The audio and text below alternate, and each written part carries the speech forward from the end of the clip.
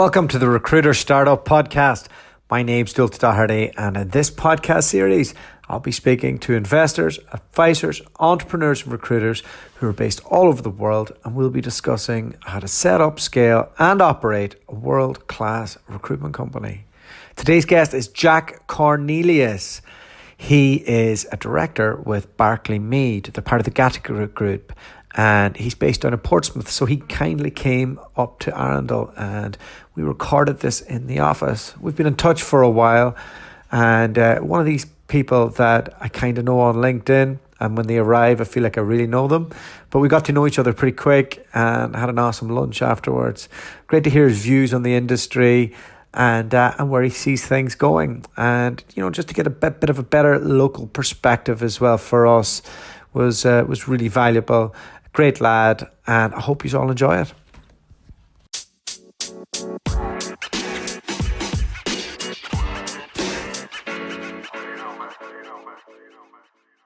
Welcome to the Recruiter Startup Podcast. We have Jack Cornelius today. How are you doing, Dualta? You good? I'm good. Thanks for coming here. Good to finally meet, really.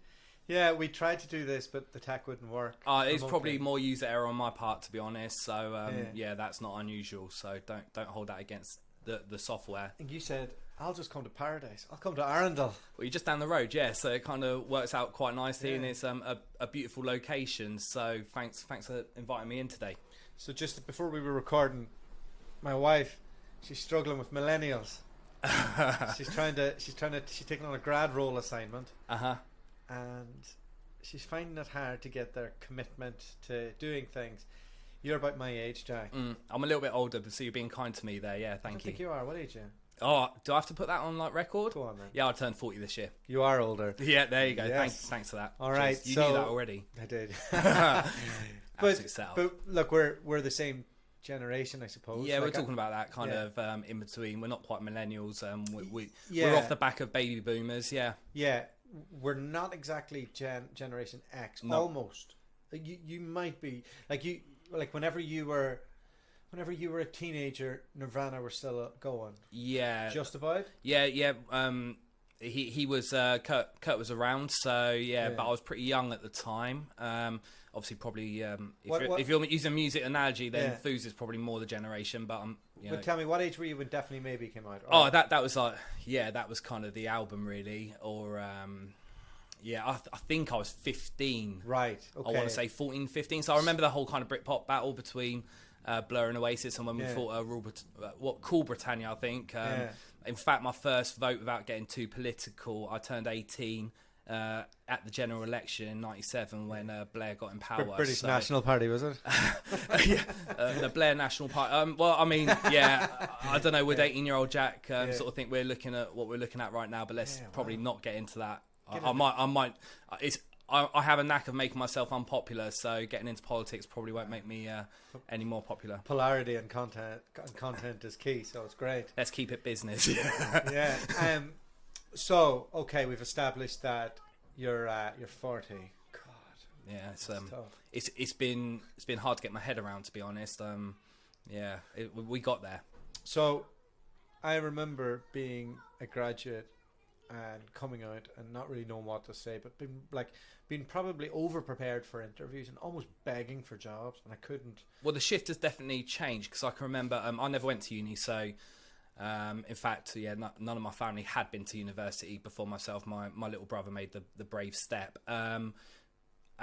Uni was kind of a slight consideration, but to be fair, I was just so hungry to get out and earn money without sounding too kind of stereotypical. I couldn't face another 3 years in education.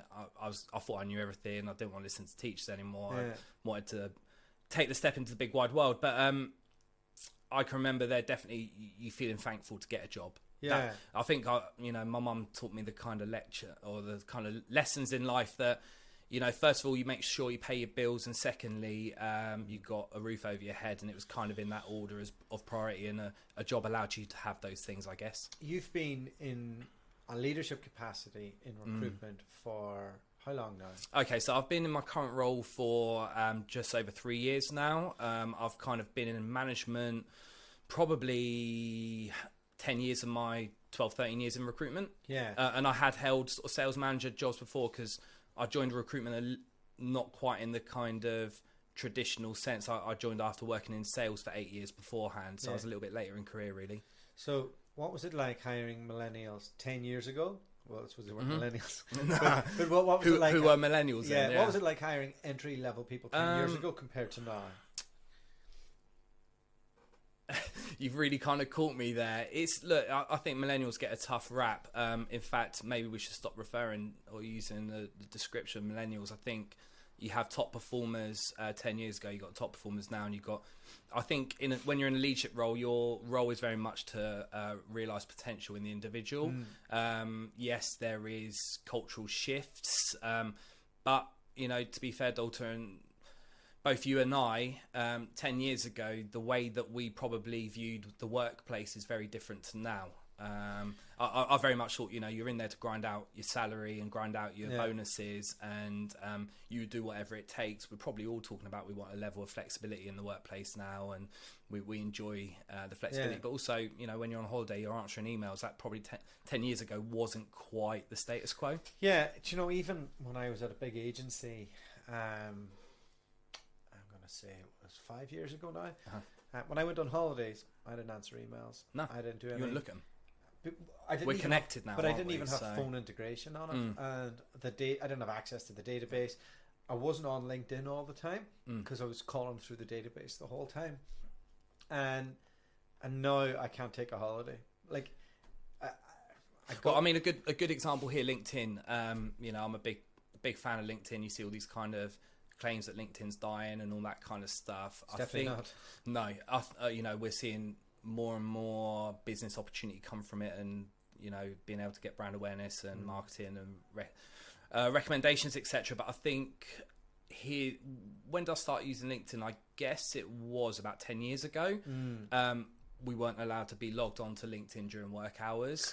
So, cause it's maybe a little bit too much like Facebook, and heaven forbid MySpace. But I can remember sitting there and plugging away and building my network in my own hours on LinkedIn. Yeah, that was quite troublesome.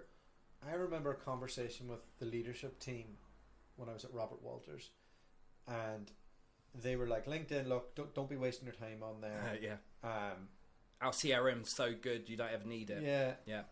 And I remember thinking, this is my chance to have my own database if I ever want to do something.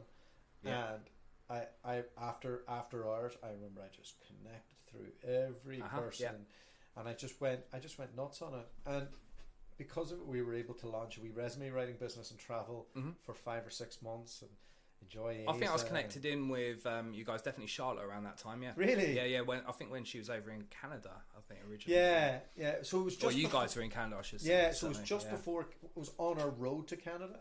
So we were making like a couple of grand a week, $3 or something like that, writing resumes, sitting on a beach. But isn't this the point that you and I are sat here right now because of being connected for the last few years on LinkedIn? So that's the power of LinkedIn, I guess. Yeah. Sorry, I interrupted. But just that's what it enabled us to do straight off the bat, and I don't think everybody knew that the power that it was going to have back then, or how it was going to change everything. But I think it's definitely made it so that I can't switch off. Yeah, an entry point's easier now as well. You go create a profile on LinkedIn, you could potentially, and employers thinking that maybe agency is just a bit easier. We just like go and email a few people on LinkedIn. It's a lot more than that to it still. Yeah, entry points for everything is easier, but to scale something and to do something the right way and to get the right people and to control people, there's pros and cons. Like, I think it's easier now to set up a lifestyle business than it ever was. But let me tell you, it's tough to get to that like 1 to 10 mark. Yeah, and I think also with with LinkedIn and the LinkedIn versus CRM, I mean, in my business we've got a really good in-house CRM. It's done a really good job for us over the years. Still very valuable to us as well. But I think the realization is someone changes job, whether candidate, client, whatever it might be. The first thing they do is update their LinkedIn. They're not going to contact every agency that they're on the CRM system of to say, by the way, I've changed my job title or I've updated my details. So that's why LinkedIn's so attractive, I think, from an agency perspective, because it's real life data that everyone cares about. It's your online resume, it's your online profile. People really care about that. So therefore, that data's so much more valuable and current than maybe an aging, lapsed person you haven't spoken to for 8 to 10 years on a CRM somewhere buried at the bottom of a filter. So, what does your day-to-day look like now? How many people are you running? So we've got about 23 members of staff at the moment. We've definitely got capability and market share out there to ramp that up quite significantly. My role's quite different since I stopped producing about sort of 3-4 years ago. It's much more, I hate the phrase strategic, and the guys in the office will probably operational maybe kill me mercifully over it. It's a mix of ops and strategy, and I think that's quite a big challenge day to day. And obviously I'm part of my business is part of a wider PLC, so what is a we PLC, have responsibility, so anybody knows? A publicly listed company. So so my parent company is Gattaca, global sort of mainly engineering and tech firm. Pretty significant in their space. I'm fairly lucky that Barclay Meade we're treated very boutiquely. I hate boutique. I hate niche. I need to come up with something different. Because it's a bit played out. But I think we're really fortunate that we've got the strong infrastructure and back office of a global corporate, but we are very much given creative freedom. But obviously, there's a big responsibility to shareholder and delivering on forecast accuracy. And keeping productivity high, and running a fairly kind of lean operation as well. So what's my day-to-day look like is mainly, you just make sure that you're bringing that sort of human element to being a better phrase, a leader, and setting the culture tone and setting the productivity tone, I think, and you keep that pace, and I think that's the main part of keeping a culture tight with a winning attitude, keep that bench high, and making sure that everyone's got a core focus on business and sales at all times, I think. And that must be tricky because people don't answer the phone as much. People don't like to stay on the phone as much. How do you create a kind of buzzy atmosphere these days? To be honest, I kind of started from the very first time that I meet someone in an interview. Again, without sounding too draconian, I try and take the best elements of old school and kind of blend it with the new world. You're not going to tell the truth now, are you? Lift up that rock, do you mean? I don't know. I just think I'm just like, everybody's like, oh no, we don't do KPIs. So if I think you and I have touched on operational excellence before, I wouldn't want to say that I kind of fit in that model, or my way of management fits into that model. But anyone that tells you that KPIs are pointless shouldn't work in sales. We all have key performance indicators. I'm sure you do. I do. All the way down to the newest rookie. I don't have enough. But I will do once we get somebody on site. So right now it's like it's me and a load of people supporting me, and then for Charlotte it's her and somebody supporting her. But I was saying this in the previous podcast. Is KPIs a gut feel, or is it an Excel spreadsheet that you have to put numbers in? I think that's what you've got to kind of look at. Maybe, but you can't repeat gut feel. So I'm aware gut feel comes with experience, I guess. I'm aware that somebody can't sit down with me and I can't go, here's 8 years of doing business and working all around the world, and replicate if you just do what I do, you'll be fine. Like, that won't work. No. And I think that's the challenge that we get. So I kind of view KPIs as a bit more... I can't come up with a better analogy right now, but the scaffolding that you need when you're building a new home or something like that. So people that have never worked in recruitment, look, I wouldn't bring on someone with 10 years of recruitment experience. So we do take on experienced hires and say, right, you're going to have to fit into our newbie model of KPIs. So, I think it's really important, to have a foundation and a scaffold in place to know what good looks like. And as experience is gained and, reputation is gained in the market, then you start stripping back those KPIs and you start looking at the real core metrics, I guess. So every single person that steps in the business, whether it's my seasoned department managers or someone that's in their first 6 months, will have a form of KPI and they're not the same. So I think you have, as long as you keep a consistency in performance, I think that's the main thing. And you also link the KPIs to actual deliverables or what the reasons are and the meaning behind KPIs, rather than look, go make 200 pointless sales calls is never going to be as effective as, look, let's go make some really targeted approaches to customers, make sure, because quality does, unfortunately quantity breeds quality, I think is the phrase, and the more you do of something, the better you get. And the analogy I kind of use again is David Beckham and the free kick taking, I think, so that's a pretty famous one. David Beckham wasn't born good at free kicks, he practiced the hell out of it, and that's what we kind of see as the key driver behind metrics, I think. And I would like to think that the most important thing is that intensity that I discovered early in my career of like, it was intense. I worked for an intense manager. I built. We both did. I built. I built 100K a quarter for 3 years, almost more maybe. Yeah. But there was never a point when it was like, and it was a soft desk. Like, I'm not saying I created anything amazing, but there was an intensity put into me that we've given you a lot here, and if you don't deliver on it, that somebody else is going to get your hot desk. And that intensity kind of stayed with me. And I think the bit that terrifies me of hiring somebody into what has been to date a lifestyle business is how to create that intensity with them, and to do that. And it's not a challenge you have because you're in an established norm. Yeah, it does make it easier being established, because I'm able to hold or give real life examples to members of staff that, I've got someone that's in there 3 months into their journey, I've got someone that's 6 months into their journey, I've got someone that's 12, 18 months, and I say, right, don't look at the veteran that's sticking in 400k of NFI every year from his or her existing client base that they've nurtured over years and years. Look at the people that are closest to you, and look at the people that you want to aspire to be, and look at the behaviours. And I think, again, I'm using a lot of analogies, so again, you're right, though. The guys will enjoy this one because I bring up a lot of these. Don't look at the summit of the mountain.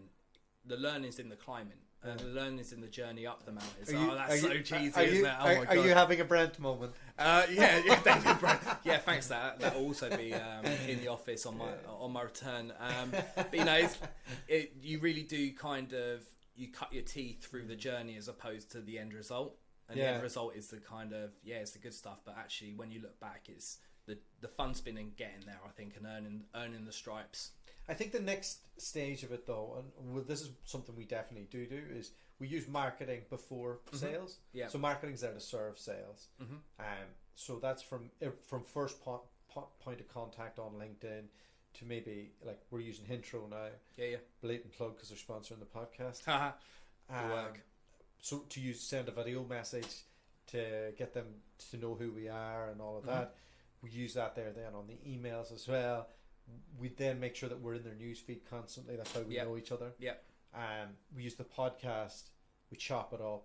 We use that there to engage with people. The Gary Vee stuff. The sort of methodology. We use all the Gary Vee methodology. We've done a talk on it recently, actually, in London to 70 marketing managers. That was daunting. Because you're like, how to market, how to do marketing to 70 marketing managers, and they're like, oh, here we go. But at the end of it, none of them were doing it, and I get more traction from media than they do at their big companies. I think hit rate's always interesting, so we look at hit rate quite a lot and success factors. But I think the online marketing stuff is it will draw the people that you appeal to yourself, and hopefully you're going to be synergized. I think that's what's good with online marketing. It does, right? But here's the issue with it from a larger business like yourself. Is it's very hard to, like, I think the business should take care of the marketing for the recruiters to like a large point. We have a big chunk of that. Of all their content and all that there. Like, they should have a bit of onus on it and stuff to be creating their own personal brand, but they shouldn't get lost in it to a point where they're not doing what they're supposed to do. Yeah, I think... and you'll see more businesses going towards that model, I believe. I think in regards to, we're really lucky we get the shared service function to take advantage of from both branding and marketing perspective, being part of a big corporate. But I think one of the first run-ins I had with one of my first bosses in recruitment, who was quite a tough, old school sort of numbers metrics manager. was that he was saying I wasn't selling the brand enough because I had no intention of selling the brand. I had intention of selling myself or building relationships on a personalised level, because I've always believed that, you know, people do buy from people. And that was our first kind of run in, and I stuck to my guns, and I was like, so I think it's really important that every single person within the business that I'm responsible for, they have their own image, they have their own style, and I don't think that you should fit into a pro forma. But, you know, underpinned by quality branding, I think it's really important. Quality marketing. Tell me, are you recruiting for roles all across the UK and Europe, or is it localized? It's kind of a mix, really. So we have kind of different models for different kind of markets. So we're covering a range of professional staff, and if we look at some of the high-end sales stuff we're doing, that's very international. If we're looking at the more kind of accountancy finance, then that's really localized. So I'd probably say the majority of our business is Midlands South. So we're based in Hampshire, but we do have capacity to do international. But I think sometimes it's about what our customers want and how readily available is that skill set. And, you know, if you're working with a big global firm, you may need to have international capability. But if you're working on a really kind of a contingent type personalised relationship, then or doing a transformation project, and it's all UK based, and we're really confident on that. Yeah. So when you say a transformational project, would you have a key salesperson that would go out and win that, and then everybody else would deliver? Or I'm not saying our approach is correct or the approach that I'm going for. So I think I would like to think that 90% of my team are key salespeople. So I kind of I've always described my philosophy as a salesperson that happens to do recruitment as opposed to a recruiter that's attempting sales. So you know, and there's a whole kind of, my attitude towards business development and sales has changed over the years, and how I kind of describe that, because I probably, you know, I'd worked in sales for 8 years before I joined the business. I probably sat there and watched stuff like Boiler Room and you know, not going to quite say Wolf of Wall Street, but Glengarry, Glen Ross, and that's sales, you know, always be closing and stuff. And I probably did come from that, and that has softened a little bit. But we have some really experienced solution sellers. So if we know that there's a lead, then I think we're magnanimous enough as a team to say, actually, who's got the best opportunity to leverage this pitch or deliver or give credibility. So we're not, although we've got a really good competitive sort of drive throughout, we're more competing against the market as opposed to each other. So we kind of, because we've got our own market responsibilities and focus, if we all do well, then we're all going to enjoy the benefits of it. Again, it's almost going down a political route there. But, you know, I'm probably not a massive fan of people, you know, kind of having full-blown arguments at desk about ownership over a candidate or a client. We have a focus, we have a strategy, and our success is measured on delivery against that strategy. So everybody's 360? Yeah.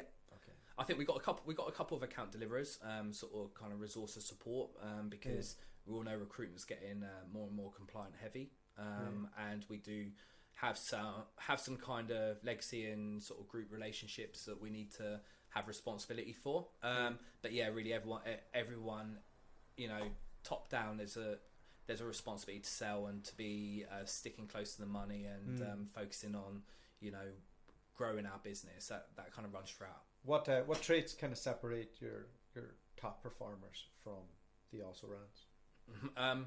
I think one thing is, I was thinking about this on the journey up today to meet with you.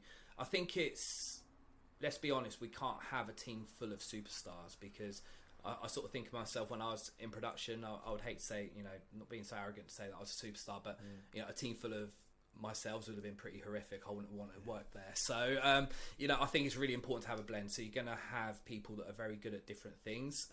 If I look at top performers, it is a never say die approach. It's tenacity, it's resilience, it's the ability to pick yourself up and keep going, because we get knocked down all the time. And I think what's really, maybe a bit of OCD in there, a bit of Asperger's. Yeah, really. Yeah, a little bit. Yeah. I can think of someone actually, but without naming names, they'll be hunted very, very heavily. I think having the ability to pick yourself up is really crucial in recruitment. I think people, you know, unfortunately, because I haven't built for a few years, I end up living on the oldest greatest hits, the now 23 compilation of Jack's billion successes. You remember the times that it works rather than dwell on the times it doesn't work. So, sure. And I think also being given, you've got to have that self-belief where if you're given a target or an objective, not hitting it just isn't an option. You don't start thinking, you might think, oh, this is going to be tough, or I might have to come up with something, a bit of ingenuity to make sure I hit that number or I convert that customer, but it never goes through your mind that you won't, I think. So that resilience, that tenacity, and making sure you do the basics right every time. Because the OCD person in my business, if they make a mistake, they absolutely drag themselves over hot coals, no matter if they've got 100k on the board. They still sit there and kind of analyse what they should have done differently. So I think you've always got to be thinking that you haven't got it nailed. There's always room for improvement. There's always room for development. And we're learning all the time. So And what about your own development? I bet you were a shit manager when you started, were you?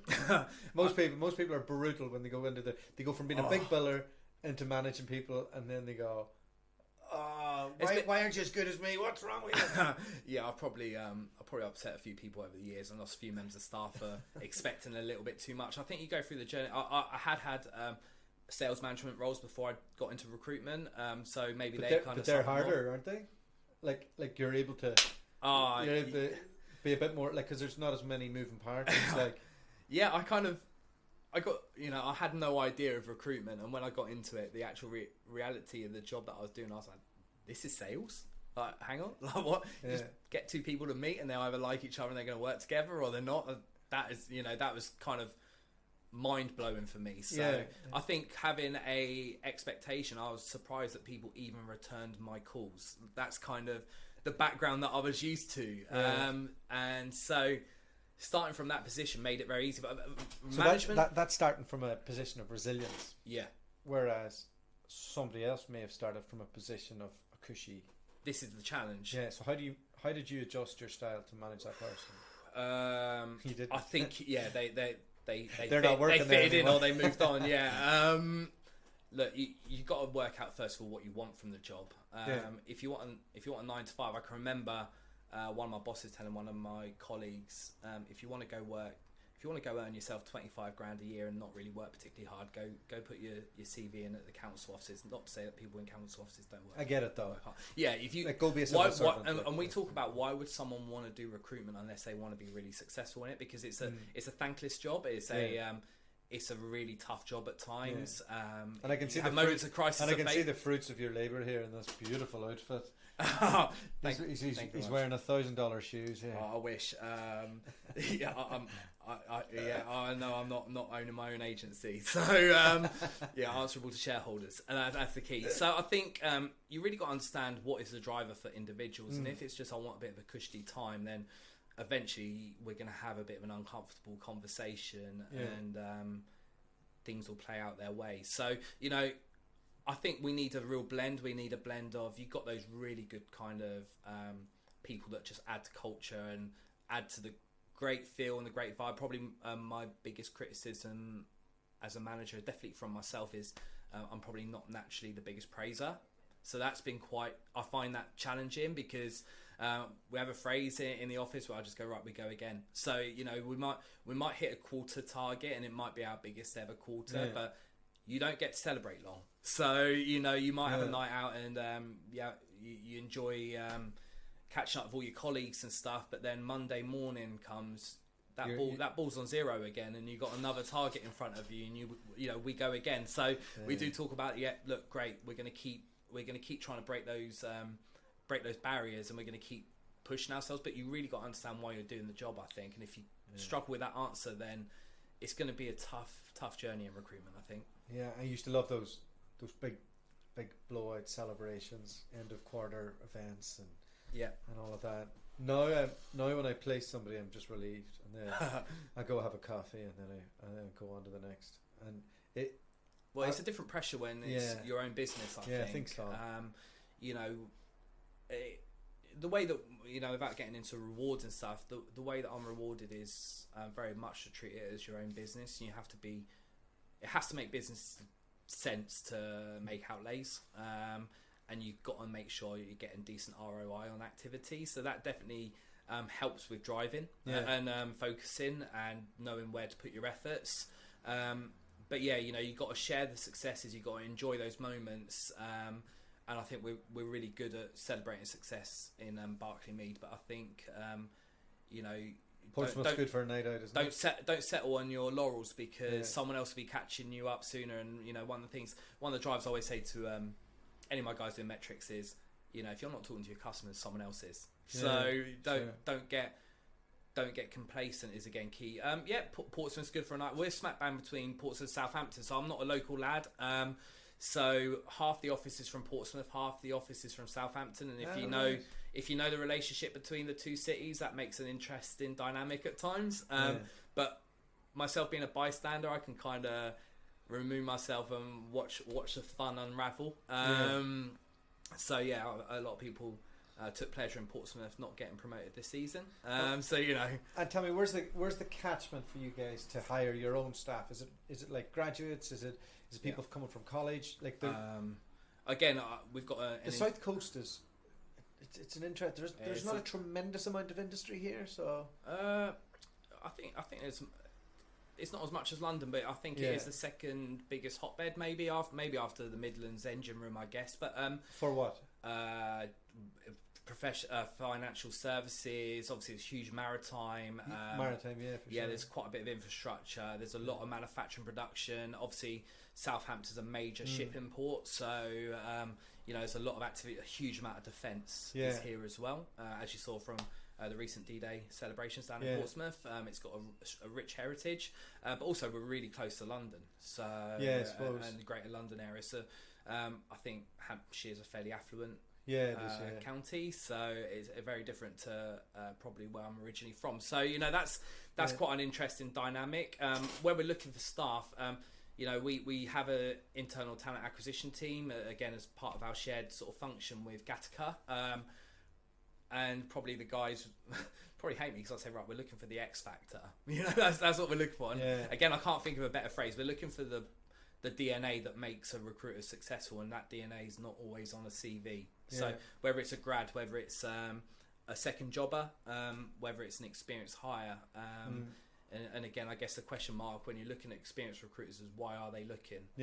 That's a big question, because if they're really, really good at their jobs, maybe they're kind of being handcuffed. I think I saw somewhere about you've got to retain your biggest billers. I think I saw someone on LinkedIn, and no, it was someone. It was fire your biggest biller. Well, I've seen two different saying. It's your fault if your biggest biller leaves, and then I've seen you should just there's also the school of thought that you should just get rid of all your big billers and just have a load of average. But I think there's place for all types. So. You should get rid of your biggest contract biller for sure, and then put somebody on their desk every now and then, just so you keep the profit, fresh. Keep the profit, and keep it fresh. I mean, we're horrible. We're really perm dominant, so we're 65% perm. So yeah, we're very contingent, very perm dominant. But we've got a decent contract offering as well. So I'm an ex-contract consultant, so I kind of can see the pitfalls. So what's the biggest challenge that you face out there right now? In all honesty, I think it's probably just making sure people are hunting for new business at all times, and the whole kind of philosophy. I think you and I have spoken before about this, about cold calling is dead, and there's kind of that attitude that cold calling doesn't work. And funny enough, one of the guys I'm mates with works over in LA in recruitment. We were talking this week about how important cold calling is. So the biggest challenge is finding people. Which company does he work for? One that you know. So we'll talk off. We'll talk off air. But I think unfortunately it gets really disappointing when I hear people that don't want to do sales anymore. That kind of is, I don't know. That's like a knife in my heart. Hearing that, because you've got to really love sales, and finding people that love the idea of sales, but versus loving the reality of sales, I think is probably the biggest challenge. And I think probably. Are you the only one off the tools? Yeah, for the phrase, yeah. But I think You're on your ivory tower over here talking about sales. No, I have responsibility to sell as well. So, but I always find this interesting that, like, I think fair enough. You run a whole office. How many billers did you say? We've got 22. Great. Okay. You have enough on your plate without like running a desk. But whenever I hear people who preach selling, have 5 people and they want to go off the tools, like that kills businesses. Like, I think there is a scientific. I was talking to somebody. I think he said like 20 is probably the point when you kind of want to be moving away. Maybe 15. Yeah, I think it also depends how big and complex the business is that you work for. So we've got quite a shallow kind of hierarchical nature, if that's a word. So you know, I think it's you got through it anyway. You know, all my direct reports are significant billers, and they all have management responsibilities as well, and they're all in different stages of their careers. So you know, kind of being able to emphasize and work with those individuals in a way to get the best out of and the best enjoyment out of them. But I think there's a kind of philosophy that you shouldn't have more than 6 or 7 direct reports, I think, and that's when things start getting a little bit messy. But you know, I fit time in to sit there and resource and recruit? I could make time, but is it the most beneficial, or is it better to make sure that we're pointing in the right markets? But absolutely, there's a responsibility for me to be out there networking, to building fresh relationships. And I think it's one of the big mistakes that we make in recruitment. We get a rookie that's never done recruitment, probably potentially never done sales. Give them a list of complex companies and tell them to go start converting. You know, that's talk about knocking someone's confidence. So you know, I kind of see I have a responsibility to all the kind of what I call freshmen in our business to have BD one-to-ones with them monthly, and making sure that trying to give advice, support and steer about how we're going to convert some of these complex businesses, because they're quite often slow burning, they're quite long term, and you can become quite disillusioned because you don't feel that you're making progress in the development of that. So, but at the same time, I've got my own list of companies that I'm building relationships with. So, yeah, you know, it really is something that runs through the DNA of our business. So you just, like, if you're not billing, you still have to be commercial. Yeah. Yeah, and I think you've got to work out what is the best use of your time. And at times, again, you know, getting forecasting absolutely nailed, making sure that our run rate's correct, making sure that we're booking enough work in progress at any one time is... if I just spent all my time networking and going for nice lunches, you know, suddenly I'd quickly be out of a job. So, you know, you've got to make sure that you're monetizing all of your activity and, like you say, commercializing everything that you do. Well, Jack, speaking of nice lunches, I think what you got in mind? I think we're going to go somewhere. Yeah, good. I'm looking forward to it. I'm definitely hungry. I'm ready to go. So it's Friday. All right. Thanks so much for coming on. Thanks so much for having me. It's been great. All right. Take care. All the best. The podcast you just heard was made using Anchor. Ever thought about making your own podcast? Anchor makes it really easy for anyone to get started. It's a one-stop shop for recording, hosting, and distributing podcasts. Best of all, it's 100% free. Sign up now at anchor.fm/new. That's anchor.fm/new to get started.